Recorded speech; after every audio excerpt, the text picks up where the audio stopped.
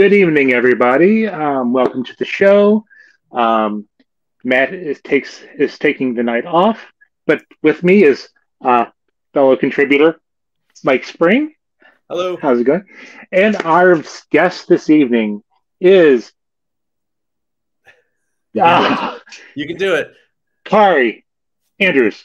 Yeah. Yes, Hey, and guys. he is a comic book writer, artist, cover artist, filmmaker. He's like more than the triple threat. And you know, we will be talking about his AWA series, E-Ratic, and whatever else comes up. So, welcome to the show.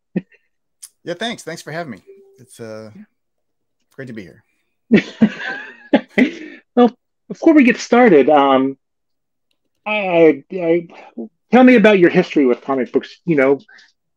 What do you Yeah. remember the first one you read? What's your personal origin story? Comic books have been in my life for as long as I have any memories of life itself. The first comic book I physically remember reading, I was 4 years old, and I think it was an X-Men annual with the Fantastic Four and the X-Men together. I think that's number 4. I can't remember. But I had been reading comics before then. That's just the first one I remember reading. There's always been comics in my house, only because, like, when I was a kid, my dad had a small collection of classic comics illustrated. So they were the only comic books his mom let him read, because they were like, the classic literature of the time adapted into comic books.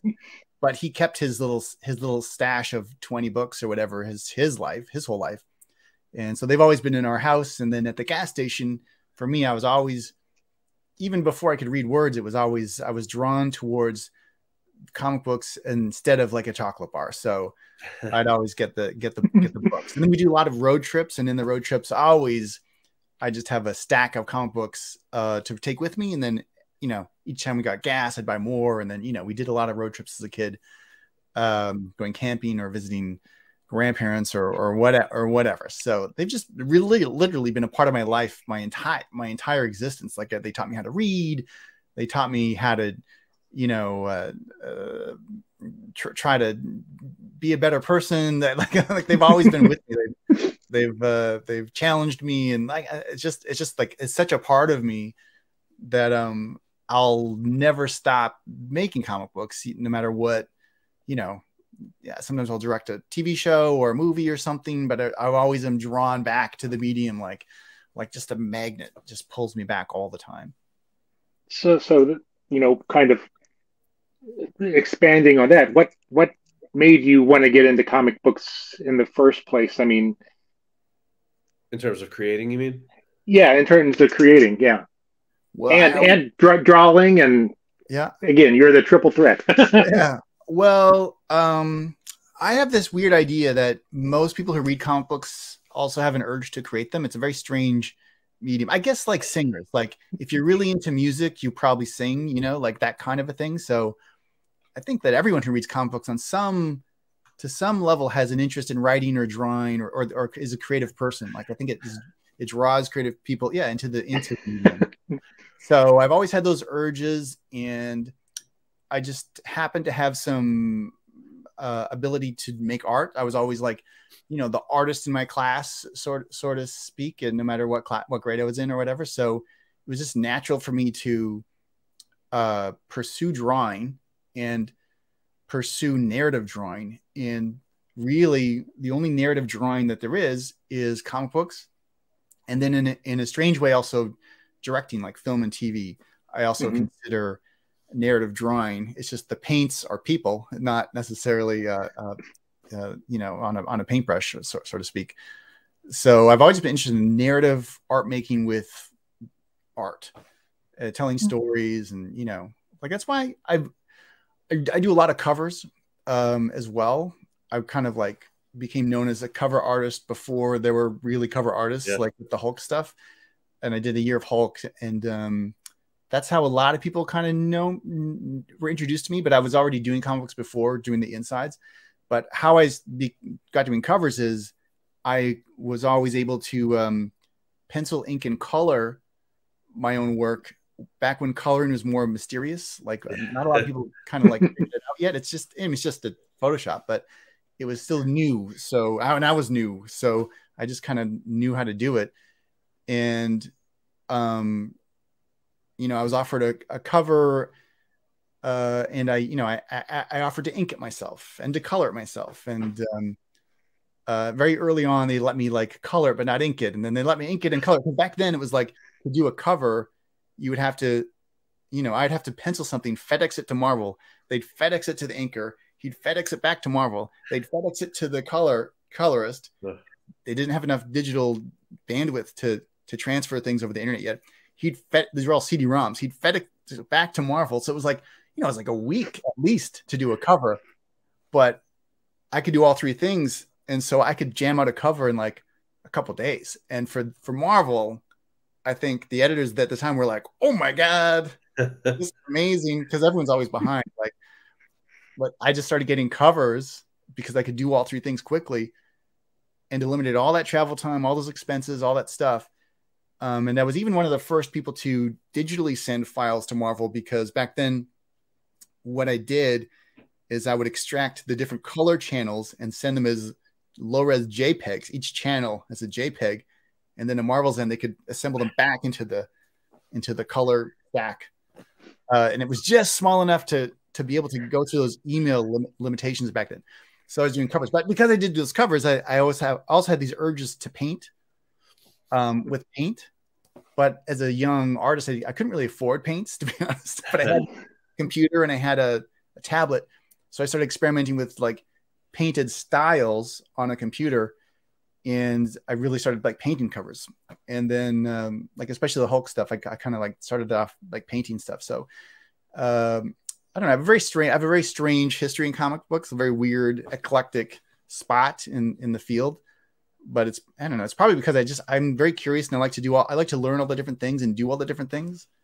And you know, when I broke in as a penciler, I wanted to write immediately, and I knew just from my being a fan of comic books, you very quickly get known as an inker or a penciler or a colorist or a writer. And you know, I probably could have broken in as a inker or a colorist quickly, but I wanted to be a penciler. I wanted to, like, you know, drive the car, basically drive the machine. And I immediately wanted to be a writer penciler. And so as soon as I broke in as a penciler, I just pushed to write, and I just pushed hard enough that they relented. And so I also started writing very early in my career. So I never really got put into a box. And then even in the art stuff, like I did one of my first books I ever wrote and drew was Mangaverse Spider-Man, who is coming up in the new Spider-Verse movie, a cameo anyways. And then also like a more like realistic painting. So like, you know, people would know me from one thing or the other or this or that. Like I have just a very strange, weird spot in the industry. Is there any truth? Go ahead. Real quickly, just while we're talking about your origin story, is there any truth? I heard something about like when you're with your writing, you got started with something with Wizard Magazine, like a writers club or something like that. Is that completely just internet nonsense? Okay, so there's two things. So one is Wizard Magazine. I used to be a huge fan of. And right, I used to enter the art contests all the time. Okay. And I got a lot of second places. I never won a grand prize. Oh man! I got a lot of free trading cards, a lot of signed comic books. I got a lot of stuff. Right.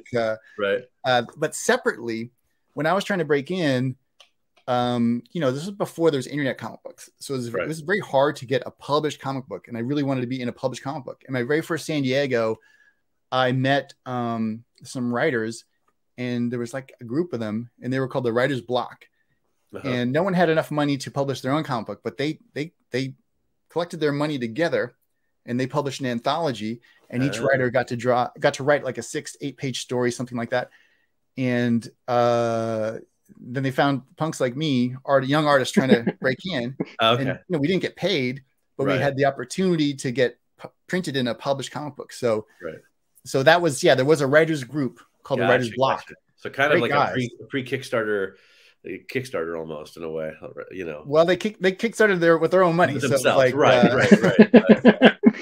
But it was a way, because like, you know, to break into comic books, especially back then, it was like the biggest barriers were well, have you done it before? Right. You know, and so to have a printed comic book in any fashion, Yep. already puts you ahead of the game. And then the second biggest thing, well, you know, can you do 20 pages? And you know, that printed comic book, I think I did an 8-page story. I can't remember. It was written by Sean Barons and it was called The Bat. Yeah. It at least proved that I could do 8 pages in a row or whatever that was. I can't remember. So I was halfway there. You know, I was halfway to getting the job. Gotcha. Cool. All right, back to you, Chad. So, kind of moving forward, how did you? You've worked with Marvel, DC, and Image. What's your AWA story? Well, it's all through Axel. So Axel and I both started at Marvel about the same time. I think I broke in just before Marvel hired Axel. So I broke in '99, like way back. This is a long time ago. And Axel started at Marvel probably around then, maybe 2000. I can't remember. Anyways, just randomly, he approached me to do a cover, one of these covers. And I think I did a Spider-Man cover for him for the first time. And this was actually the very first time I did a painted cover. He hired me to just do a normal cover, a line art cover. And I wanted to try a painted cover. And I didn't want to ask because so is life. Like anytime you ask to do something, people are going to say no. So I just did one and not knowing how they would respond. But, you know, young punk trying to prove myself in the world. And Axel loved it. You know, his tastes are a bit like his tastes are very strange because he overlaps in mainstream comic books, but also beyond. And I kind of have a weird sensibility like that too, where I'll have a foot in pop mainstream, but then a foot in like weird stuff, like whether it's fine art stuff or pop culture or whatever. So we kind of just got along instantly. And he got me just to do I did a bunch of Spider-Man covers, some Hulk covers.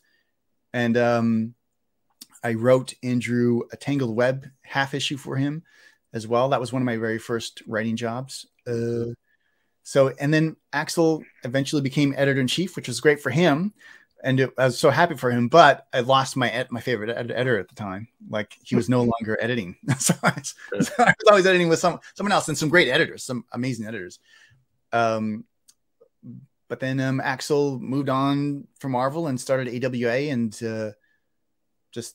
asked me to come along for the ride. And I instantly jumped in. Axel's a great guy and, you know, it was a fun new company. And so I thought I'd just try something there. And the task at the time was they wanted to build a superhero universe of their own. And they had this great JMS project, like I'm sure you know, but like at the time, anyways, it was this crazy idea where a global pandemic sweeps the world. And then some people who survive it become superheroes. And I kind of pitched like an up-teen superhero story in that world. I mean, the world was even back then. The world was pretty dark, and I thought it'd be fun to do like in that dark world to do something that's up and like fun and, you know, adventurous and like classic. Like there's been so much superhero deconstruction. Like, what if I did superhero reconstruction? Like, what if I did a straight up superhero with a costume? And even in the name have an animal in it, like old, like, you know, I had all these weird ideas of like reconstruction, like superhero reconstruction, like instead of the deconstruction, the reconstruction. So classic character, classic powers, but in a new way, animal-based name, animal-based suit, like hide the face. I had all these very strange ideas that I wanted to try out. And it seemed like a good opportunity to do that. And we got E-Ratic. Yeah. And it's part of the Resistance universe that J. Michael Straczynski kind of created, I guess. Yeah. He created the premise of the whole universe. I was given a little kind of synopsis of what that meant.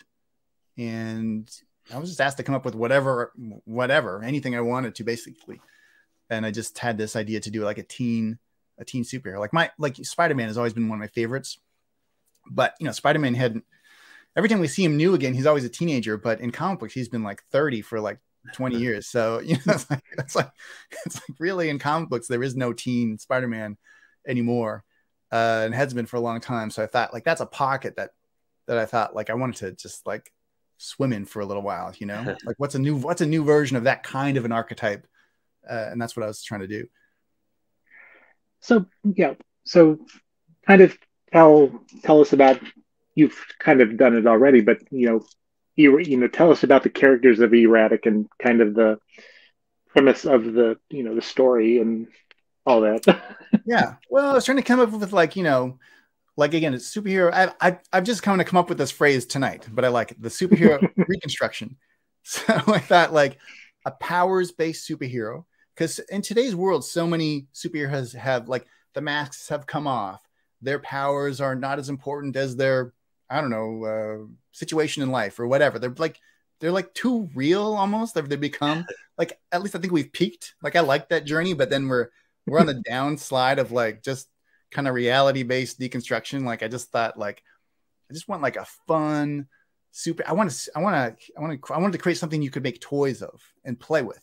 Like I'm a huge toy fan as a kid, especially. Like I have a couple on my wall here, and I thought like I have this strange idea that sometimes toys are a shortcut to ideas, because to have a good toy that plays, you need heroes and villains, and then maybe you need some cool accessories. And how do you creating this stuff? Well, you need a cool world.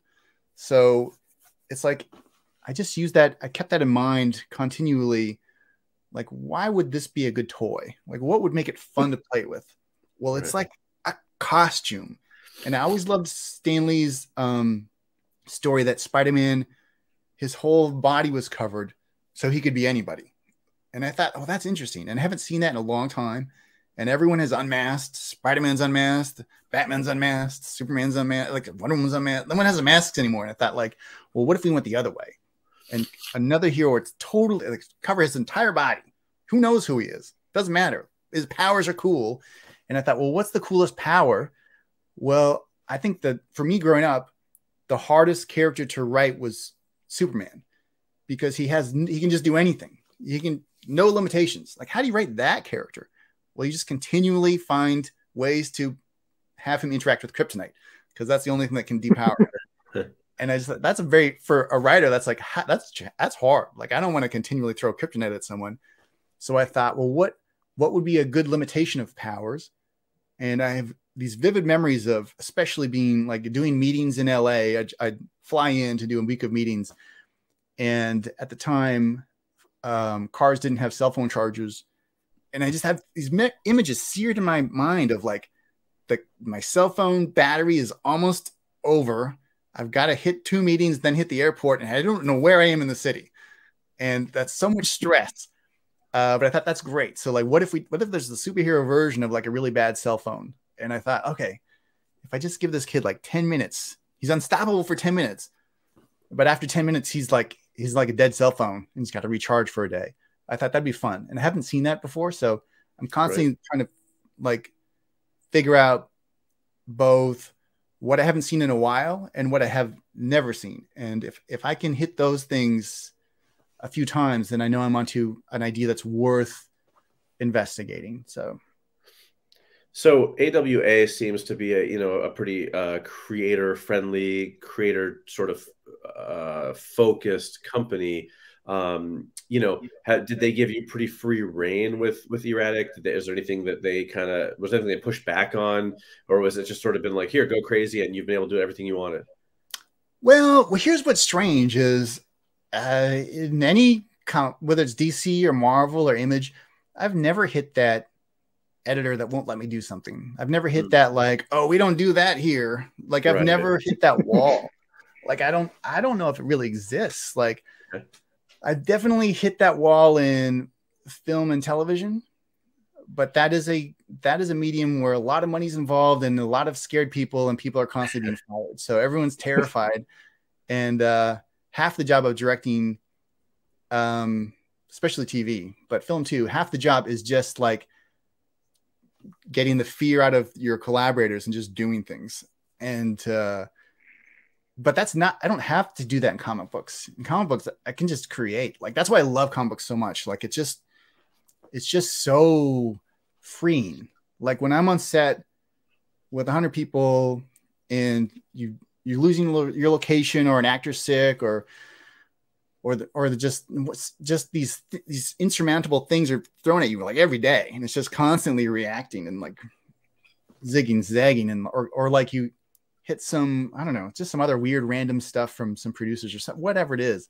Like in comics, I've just never had that. Maybe I'm lucky. Maybe that's coming, but so far I've never hit that resistance sort of thing.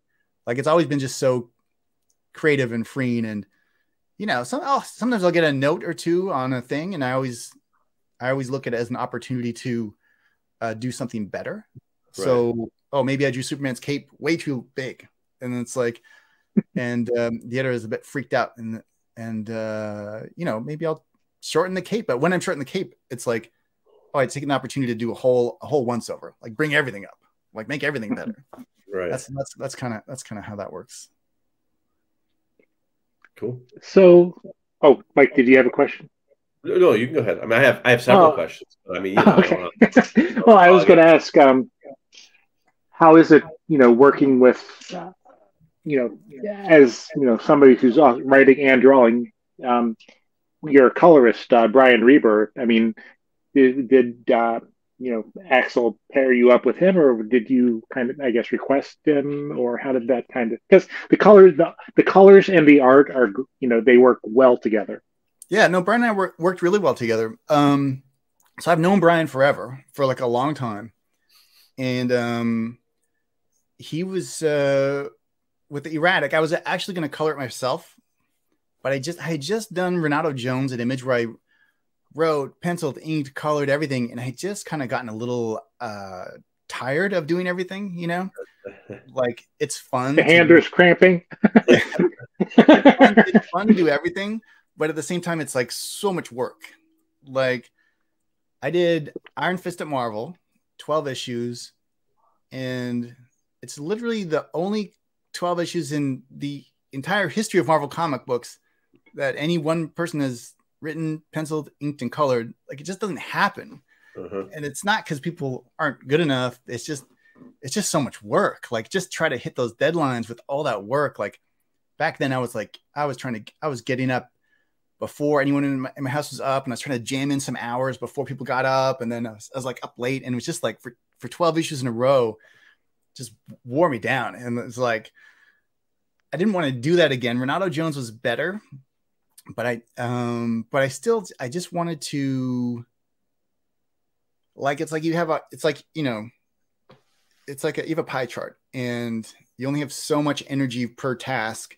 And I had this idea. I wanted to bring my art up, but to do that, I need to find more time. And I thought E-Ratic would be a good time to just, like, what if I worked with a colorist again? Like, what is that like? Like, it's been so long since I've worked with a colorist. And Axel suggested Brian. He's like, what do you think about Brian? And I was like, oh yeah, great, let's do it. And then he jumped in, and he's amazing. And it was great. Brian's very collaborative. So, I mean, part of the reason why I like to color my stuff is I do a lot of weird things in color, like whether it's I'll add sound effects or glows, or just like stuff that you can't just do in pencils. You have to do in the color process. And so with Brian, he was able to color the pages, but also then throw the Photoshop files back at me, where I could do my little weird things that I wanted to do after that. I can't do in pencil. I needed to do I have some weird stuff that I like to do, some weird trickery. So yeah, he's great. He was great. And it was a lot of fun working with him. And I brought Brian over with me to work on Amazing Fantasy. I did E-Ratic Volume 1, then Amazing Fantasy for Marvel, then E-Ratic Volume 2. And Brian was with me the whole time. Those amazing. I just wanted to say, this isn't even a question, but those Amazing Fantasy covers that you did were just, I mean, oh, thanks, so incredible. That was like, every one of those was just, you know, a work of art, obviously. No, that's something to say, but they were amazing. So just a compliment there. But so I guess what I'm curious, you know, you sort of said yourself, like you sort of are a little bit kind of, you know, in a weird place in the industry, right? And that you're a little bit erratic in the way you sort of approach things and stuff. And I'm just curious, like, you do have sort of you know, I mean, let's just say Iron Fist to Renato Jones to, you know, E-Ratic to Amazing Fantasy, there's not a lot of connective tissue there. You Manga know? versus Spider-Man. Yeah, right. You know what I mean? Like, so like I guess, how do you decide like what you want to work on next? Like where do you sort of, is it just sort of like whatever idea you wake up in the middle of the night that drives you the most? Or do you have like a kind of a plan that you go, or is it like, how do you sort of, you know, formulate where you're going? Well, I think, you know, part of the problem with the world is the world likes to put you in boxes, Mm-hmm. and then you struggle against that box your whole life. And the other part of the world is you put yourself into a box and you struggle against the boxes that you put yourself in the rest of your life. And I've just never, I've never wanted to do that. So, right. You know, I have no interest in being a penciler, no interest in being a painter, no interest in being a director, no interest. You know, I don't even like to look at like when I was a kid, and the things I loved were just the things I loved, whether they were model making or animation or comic books or movies. Like it was all one thing to me. I didn't see them as separate things that needed separate time. It was just had a room of the things I loved. And I've always approached life like that. Like I don't really want to think of comics as different than movies, as different than toys. And I don't really want to think of like Manga vs. Spider-Man is different than Renato Jones, even though they are. Like, and I don't want to, like, I don't process the world like that. And I have no interest in doing it. Right. Which is hard because the rest of the world still wants to do that. Yeah. And they're always freaked out when you don't. Right. But it's just the way I don't think I could do it a different way. So when I think of something that I want to do next, it's usually just, there's two things. One is like, I always have I have files of ideas all the time of like, whether they're movie ideas or TV ideas or comic ideas. And I just continually write them down and file them away. And sometimes some of those ideas just don't go away. And it's like, oh, that's maybe what I should do. And sometimes it's just they'll just be a flash. And it's just like, okay, it's just so strong. It's like, I have to do this now. And sometimes it'll be like, someone will just come to me with AWA. It was like, here's just an opportunity to do something in this universe. If you want. And because we were originally going to do like maybe a creator owned first or something like that at AWA, you know, it was just kind of like, they didn't know what they wanted to do at the time. Just a new company, just try a bunch of stuff. And they had the superhero universe, and, you know, it was like, do you want to do something here? And I was like, okay, yeah, this sounds cool. And in like a day, like E-Ratic came to me kind of like whole cloth. The only real change was the initial drawings of E-Ratic. I had colored him yellow and black, kind of like Yellow Jacket from Marvel or whatever, that color scheme. And I just did a cover, emailed it to Axel, and then the minute I hit send, that's when my mistakes always appear. I knew I had the wrong color. I just quickly changed the colors to red and blue and then resent it. But the powers, the name, the logo, most of that stuff all came in just a flash, just like a burst of energy. So I don't know what that means, but that's kind of just like the creative process is, I find one that is, it's like, you don't really want to know why or how. You know? Like it should be, there's this idea that creativity is like, what is it? When something has to be good, like real, like interesting, it has to be both unique, like novel, like the unknown has to be part of it. Right. Because if it's something that's already known, it looks like a tracing, or it looks like a hack, or it looks like something. It has to be unknown, but then it has to be orientated towards something that's true or real. So it has to be like outside of you. Like you have to travel beyond what you know towards something that's real or meaningful or true. And so the truest creativity, you don't know why you do things. And the trick in life is like to either just do them or look for opportunities that will let you do them, or or you know, try not to limit yourself when you want to do them. It's that's what I found. So sometimes these things, you'll think about them for a long time. Sometimes they just come at you as a flash, and sometimes just an opportunity is given to you and you just respond to it. Like if someone just, you know, gave you the keys to a new car outside and be like, well, what, just drive somewhere. Where do you want to drive? Like, sometimes you just jump in the car and drive, and then you're in like Winnipeg, Manitoba or something, you know, that you just, or somewhere, you know, there's really no reason. And I don't think like creativity is about destinations. I think it's like, for me, it's just about the trip. Sure. So it's always weird to be complete things. Like E-Ratic is now complete. Like I did 1, I did 2, like those are completed. Like I can't go back. I can't change things. I think it's a mistake to try to think of that of art like that. Right. And I think, you know, we see that sometimes with movies like George Lucas. He went back and fixed his movies. Yeah. But there's, you know, the flaws help make the movies. So when you start erasing the flaws, it's, you know, not better. It's just different, you know? Yep. Yep. Cool. So with E-Ratic, is there one character that you kind of have gravitated towards? I mean, reading through the series, I mean, you know, for some reason I want more of the teachers.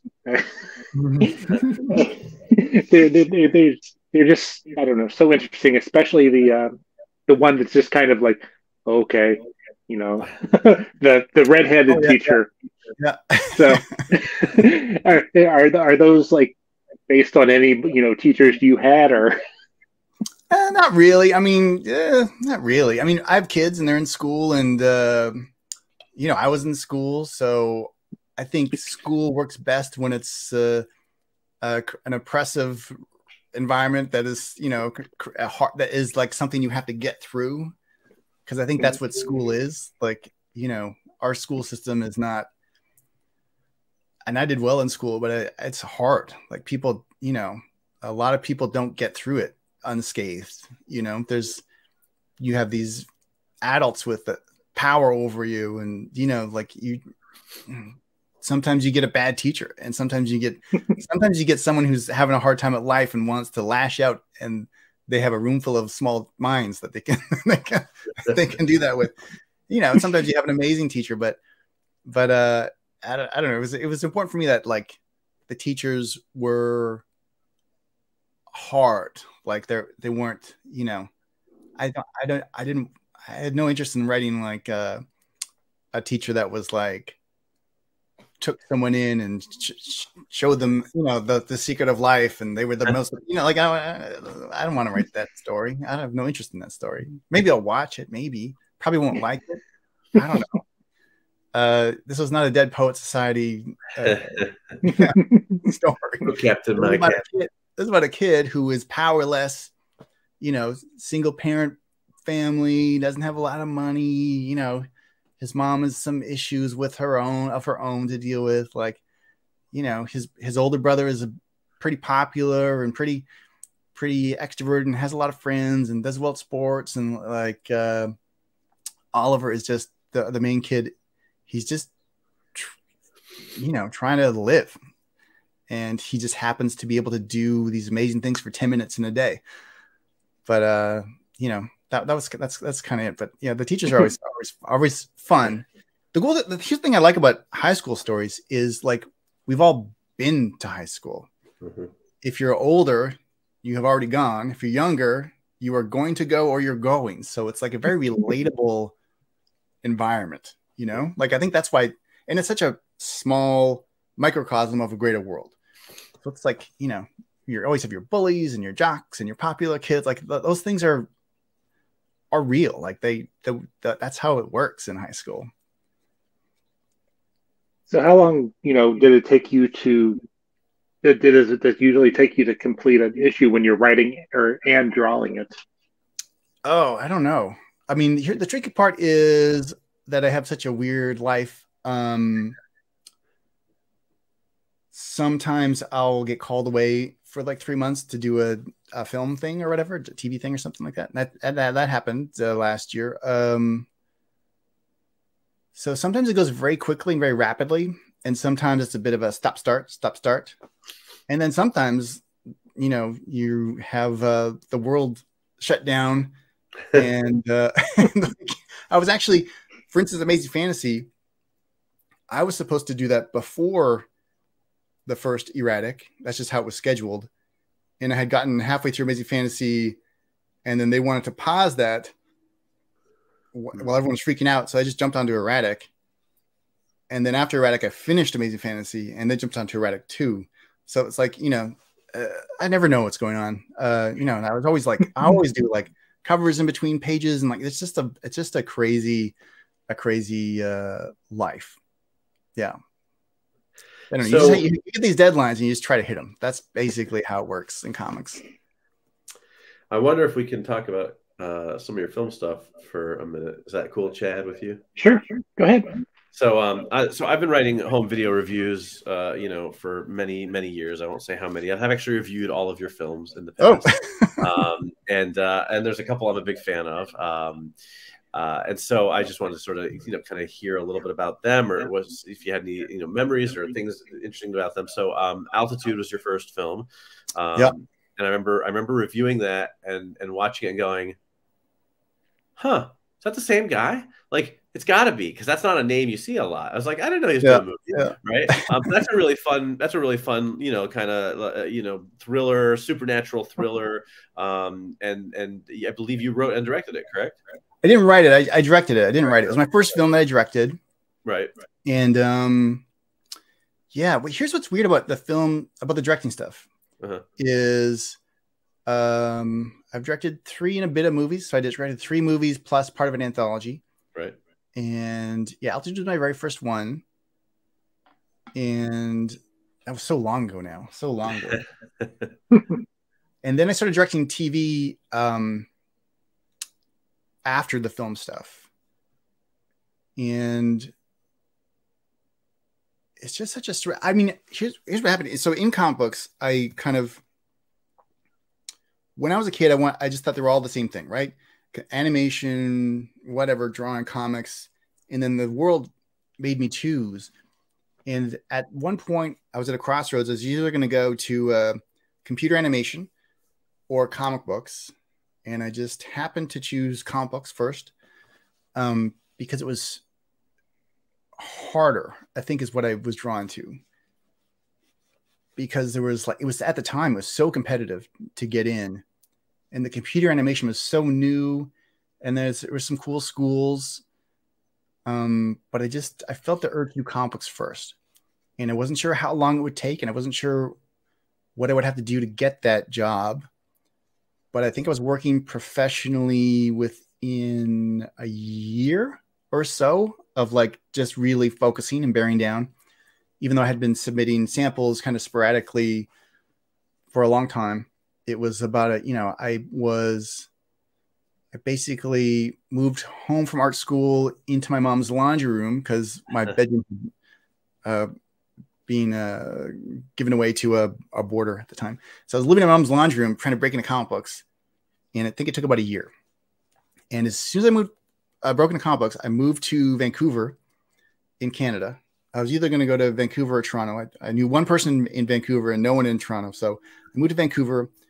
And as soon as I got here to Vancouver, I just bought a bunch of film gear and started making shorts and directing shorts. So, but I built up each career separately. I didn't, when I was trying to break in as a director, I remember my lawyer at the time, who's a very well-known entertainment lawyer. He's representing Frank Miller at the time. He was like, listen, if you want to be a director, you just need to become the best comic book artist in the world, and then you'll be given that opportunity. And it felt like such, it's very good-natured advice, but for the way I process things, it felt like the wrong advice. Well, why don't I just start? I could do that, or I could just start directing now. I could just buy a camera and just do things today. And that's kind of how I look at it. So I built up these separate careers and I started directing the film stuff, nothing to do with the comic book stuff. And it back and forth. My whole life is kind of back and forth.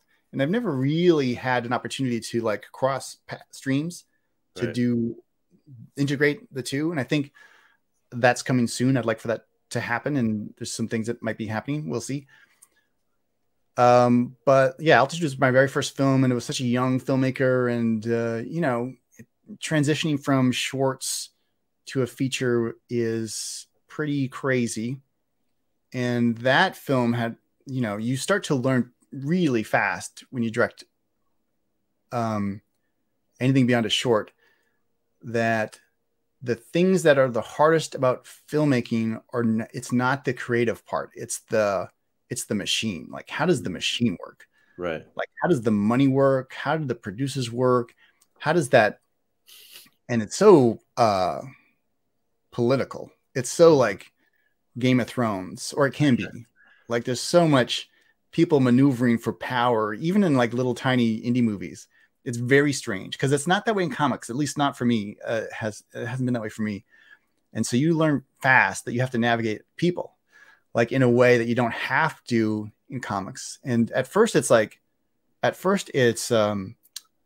shocking, because why do you want to navigate people? I didn't want to direct movies to navigate people. But what you eventually learn, and what I have learned since then, is that can actually be a real cool thing. So instead of trying, like for instance, I'll give you a microcosm is dealing with an editor. Mm-hmm. So when I started directing shorts, I was editing my own stuff, and you know, I could do it quickly. I knew what I wanted. I could get it done. And then the feature, all of a sudden I have an editor to work with. And then all of a sudden it's like, oh, how do I do that? Like, it's like, it would be like, a stranger comes in and starts cooking your meals. And it's like, well, I cook meals. Like, who are you? Why are you in my house? Like, I can do this. Why are you here? But in the machine of filmmaking, it's necessary for the director to work with a separate editor. That's just how it generally works, unless it's your own money or whatever. And so you have to navigate. Like, at first you can be like, well, get away from the stove. I'll just cook the hot dogs the way I want to cook the hot dogs. You don't know, like, you're cooking. I don't want to eat those hot dogs you're cooking. Like, what do you do? Like, we're doing things in different ways, and you can fight against that. And that's what I did at first. I used to fight against the stranger in my home cooking my food for me. And then what you start to learn to do is you learn to find these strangers you trust. And then you start to, instead of trying to control them, you start to, don't do that. It's always very amateurish. Like, don't do this, don't do that. And you can see that a lot in film and TV, especially producers.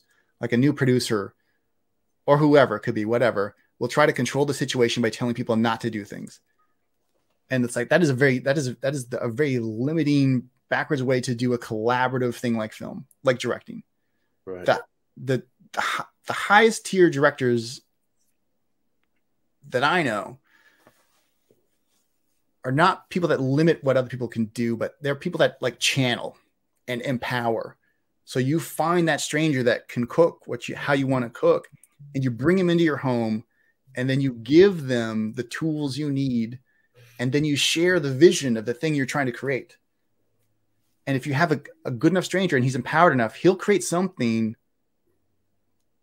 If you've communicated enough and given the opportunity, he'll create something that's better than you could yourself. That's the trick of directing. And and the trick is because when I was a kid, I thought a director made the props. I thought a director did the costumes. I thought a director, dressed the set. And here's what's weird. When I direct, I do that. Like, I actually do design props, and I storyboard, and I design things, and I do visual effects shots, even when I'm directing a TV episode. Like, I do weird things that I shouldn't be doing all the time. But I also have learned that you actually have more power in empowering your collaborators. So whether that's actors or editors or cinematographers, whatever that is, like, there's a trick to it. The trick is to deal with people in a way that will get you somewhere where you want to go, but more than you could ever go on your own. Like, that's the ideal form of collaboration. Right. And for instance, when I do comic books, when I work with a writer, because I, sometimes work with other writers. That's also what I'm trying to do, actually. On the other side, is I will take their script, and they may have written something it could even be very specific. It could be specific down to the nail and the amount of nails in the floor. But I know that I can do things that they can't. Mm-hmm. Like fundamentally, if they could draw how I drew, they would draw it themselves. And there's a huge difference between words and images. That gap is comic books. And the marriage, that's what makes comic books great. So if you only draw exactly what's written, it could be okay. But it's like words can only get you so far. And if you're just translating the word, if you're mimicking the words verbatim, it's going to be a plain reading experience. And my job, if I'm drawing someone else's script, is not just, I don't change things. What I do is I deep dive into the psyche of the script. And I'm like, well, I know what you wrote, but what are you really trying to write? Like, what are you really trying to do? Like, how can I get you closer to that thing that you're trying to do than you even know? Like that, to me, that's the fun. Like, I'm drawing this issue of Spider-Man right now, and that's the fun of drawing someone else's writing, is to go beyond what's in the page, but in a way that the writer, him or herself, would want you to go. Like to just, it's like almost like counseling. Yeah. You want to go past that. So when I direct, I'm trying to now that I know better, I'm trying to give my collaborators that same opportunity, like to take what I want, give them the tools, and allow them and empower them to go towards what I really want. And that's really the way to do it. That's really the way to try. And so when I look at those old movies of mine, like Altitude or Cabin Fever, I was still struggling with just the machine of it back then. Yeah. So what's really strange is I think my best directing work has been on TV so far. Some of my favorite things have been on, the machine is ready. I know what I'm doing more.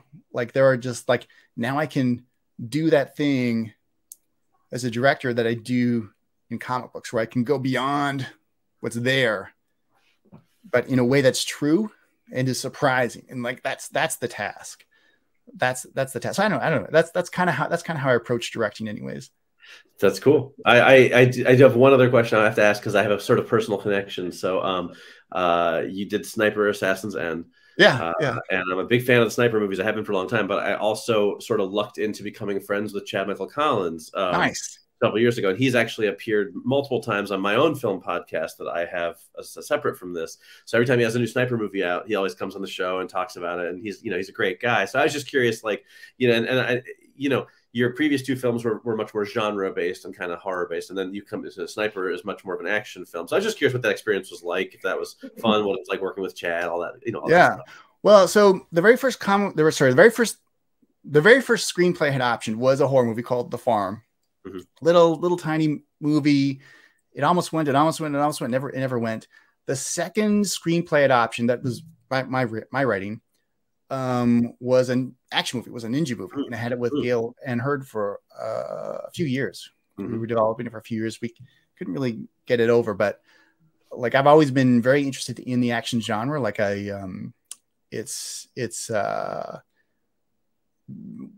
Action movies always been a big passion of mine. So as much as horror or anything like that. So for me, it was just an opportunity to do one that was really exciting, and probably the closest to that film that I was working on for so long that never got to make. And when Sniper came along, that was, for instance, with Sniper, that was an opportunity. We had very little money, less than normal, very little time. We only had 18 shooting days, which is very quick, very fast. Yeah. And we didn't have a lot of resources, but compared, say for instance, for Altitude, probably the same amount of resources, but Sniper worked out to a higher quality because by then I had learned the lesson of the stranger in your kitchen. And so I was able to the fight choreographer was Brett Chan, who I had known. We worked together on a show called Van Helsing, but he's done amazing things for like Warrior and all these. He's an amazing guy if he's empowered. He did the first season of Iron Fist where he was not empowered. He was, I think, the other way. You're not empowering your collaborators. And I think the difference between like Iron Fist and Warrior is just like those are two different shows. Right. So I got him. I got one of my favorite editors. I got one of my favorite DPs. I got all these local guys that I all these strangers, these kitchen strangers that I know. And I remember being my DP very early on. We went out for lunch, and when he kind of realized the resources that were imposed on him, he was actually a little like, what are we gonna do? Like we can't do anything. And you take this stranger in your kitchen and you share your vision and you empower them. And I just reframed it. And we framed that whole movie not as a cheap throwaway action film, but as a noir action thriller. Yeah. An art house noir action thriller. And then, I mean, the noir genre is famous for having very limited resources. Yeah. Because they had the big light. And they know everything's shadowy and chiaroscuro and like amazing, right? Like this, you turn those limitations into strengths. Mm-hmm. And so that's what we did with Sniper, like all the time. We like really approach it as an art house noir action thriller, from the editing to the shooting to the fight choreography to everything. We were able to like kind of like craft this approach to it where, because at that budget level, you can do things really badly or really cool. It's like when you don't have a lot of money, it can either be you hit the ceiling really fast, or you realize you have the flexibility to like crawl around to new places. And I got to work with Chad. Chad was great. He was amazing. He really shocked me with how much I liked working with him. I would love to do something else with him again. I think he's great. Yeah. And I got to work with Tom Berenger, and I got to work with my editor, my DP, my fight choreographer, all these guys. Another actor of mine who I love, working with Ryan Robbins. Yeah. That was so much fun, that movie, and it did pretty well. We went to number 1 in iTunes. Yeah. We were in top 10 Netflix International. We debuted at like number 2 in the UK, number 1 in like a whole bunch of countries. We were number 1 Netflix. Yeah. That was really fun. That was probably my most enjoyable film directing experience, for sure. Yeah. I'm glad to hear that. I like I said, I love the movies. I love Chad. That one was really a good one. I liked it quite a bit. It's interesting to hear that perspective on it. And they even carried some of the character elements into the following film, which I really enjoyed as well. So I think you made your mark on that series very nicely. But yeah, I think it turned out great. I love it. So that one got big thumbs up. What's interesting, here's what's very interesting. I only learned this pretty recently. Is like when I was a kid, like I loved ninja movies. Yeah. I loved Enter the Ninja, Revenge of the Ninja, Nine Deaths of the Ninja, Ninja 3: The Domination. Like I loved action movies, loved ninja movies. Only later did I ever realize that like Enter the Ninja, Revenge of the Ninja, those are written by Jim Silk. Oh, yeah, really? Comic book artist. Yeah, I know Jim like Silk. The pinup. Like I didn't kind of realize that, but he had a very interesting overlapping career of like film and comic books. Wow. And I thought, I don't know, I didn't even know that till like maybe 3 years, very recently, 3 years ago. Yeah, yeah. When I found that out, I was like, oh, this is cool. I feel like a kinship to this man now. Right, right. Like, he's a painter, he's a writer, writes movies, he draws comic books. Like it's very strange to like discover. I don't know why I didn't know that, but to discover it was fun. For sure. Awesome. Thank you. All right, Chad. You can steer it back to comic books if you want. I wanted to make sure we had time. Yeah, so he's a multi-hyphenate, like you said. We got to touch on all the things, you know. Yeah, that's right. With Sniper Assassin, for instance, like I was able to like storyboard shots. I designed things. I designed wardrobe and Photoshop. Like I used all my comic book skills right to direct that movie.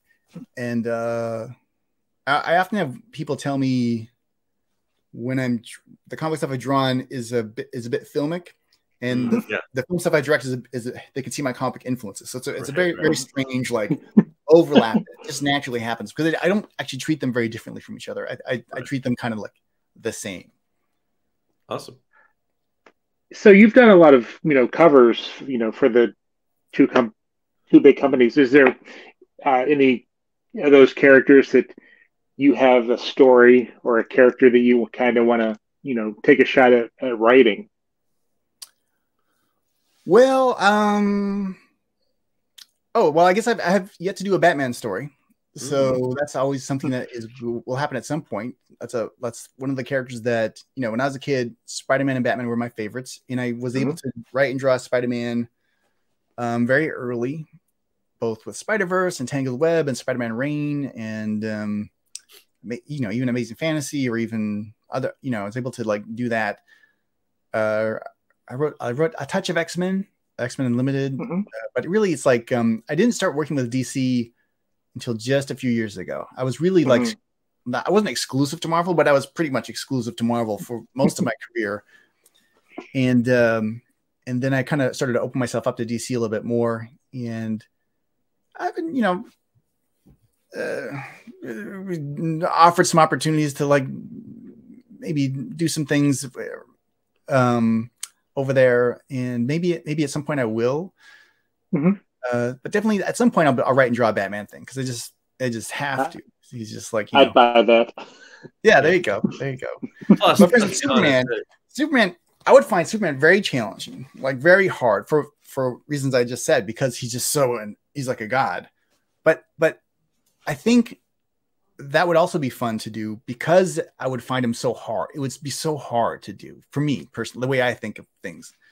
And because it's so hard, that also is attractive, to be honest, at some point to like, well, how would I do a Superman story? Like, what would that be?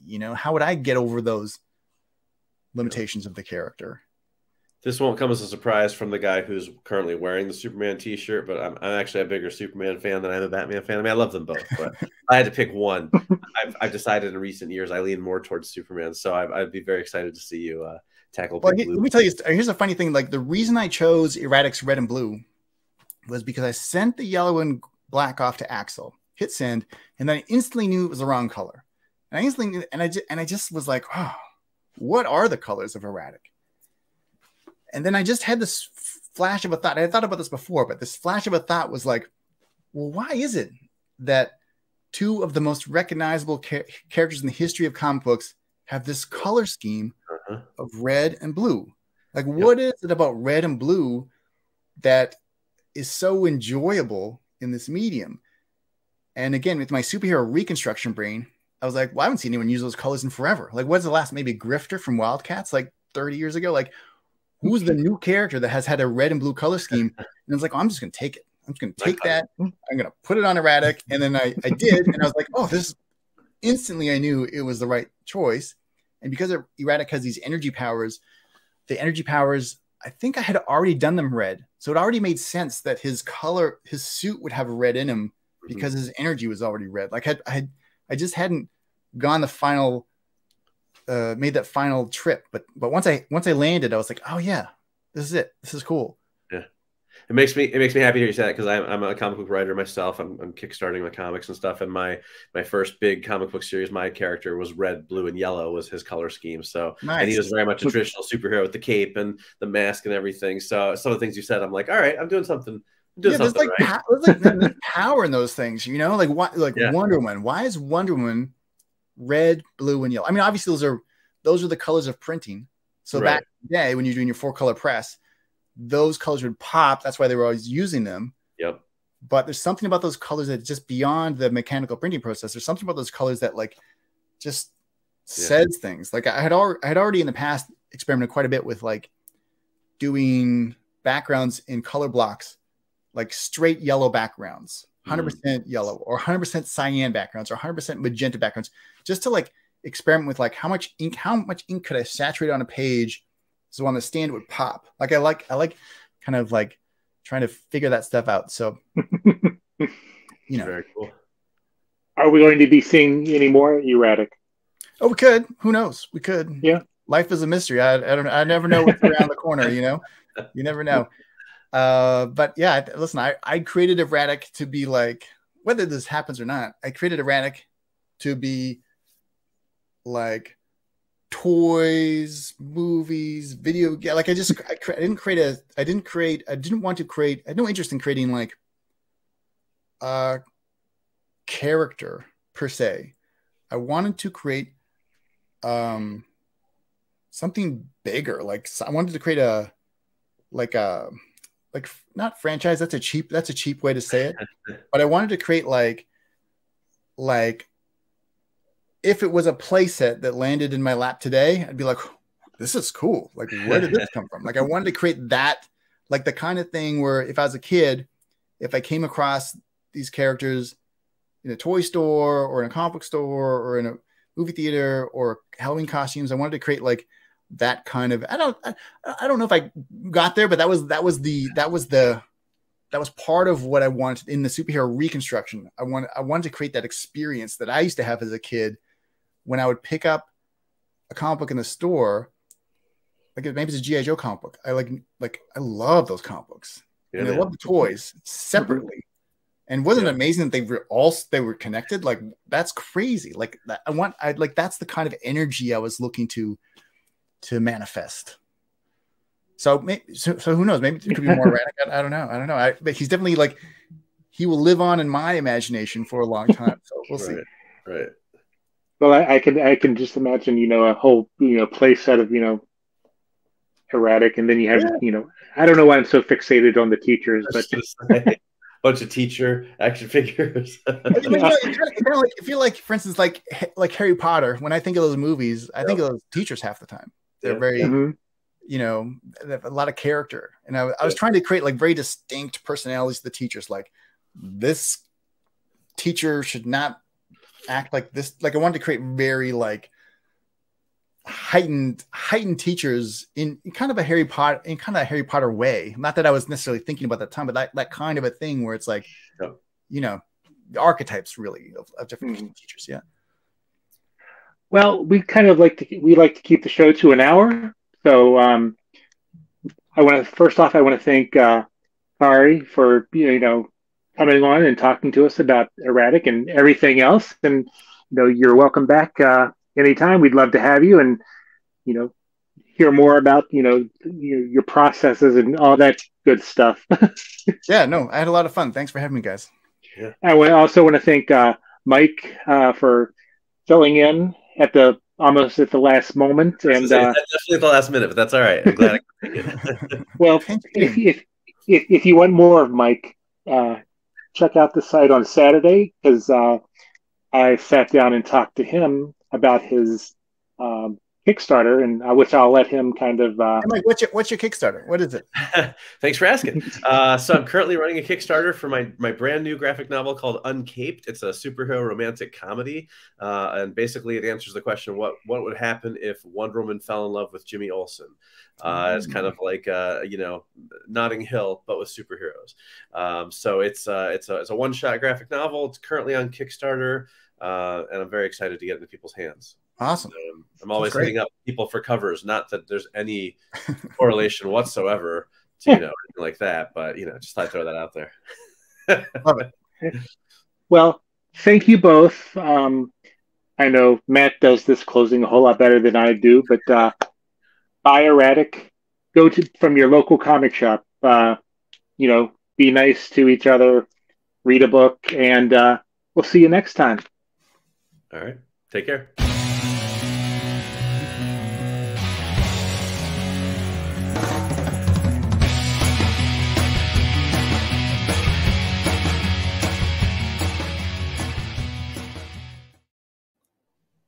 All right, guys. Thanks.